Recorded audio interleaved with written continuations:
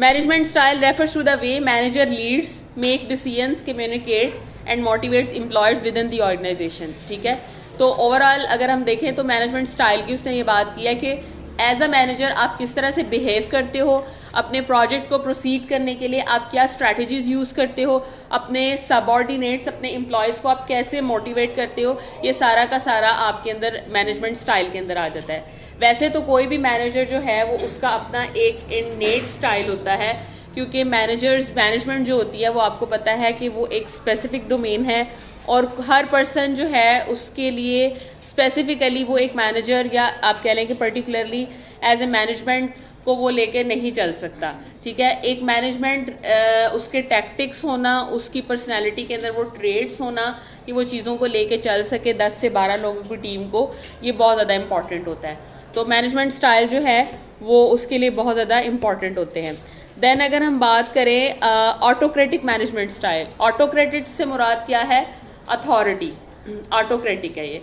उसमें क्या है? सेंट्रलाइज्ड डिसीजन मेकिंग है, यानी कि एक टॉप मैनेजमेंट से डिसीजन हुआ और डिसीजन होने के बाद उसने पूरा का पूरा सबऑर्डिनेट के अंदर उसको जनरलाइज करा दिया।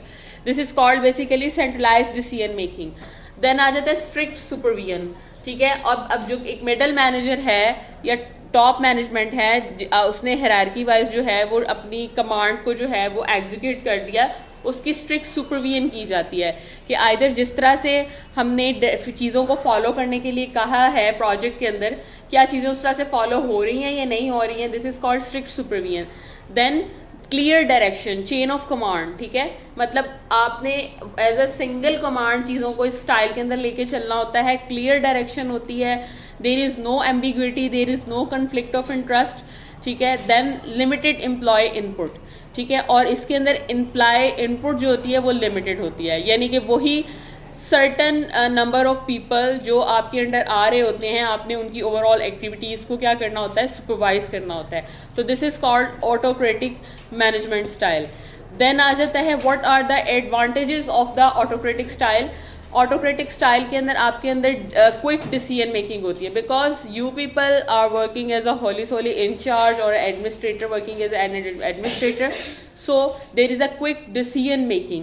Then clear chain of command, as I have already told you कि there is a unilateral और linear direction. ठीक है, और linear command.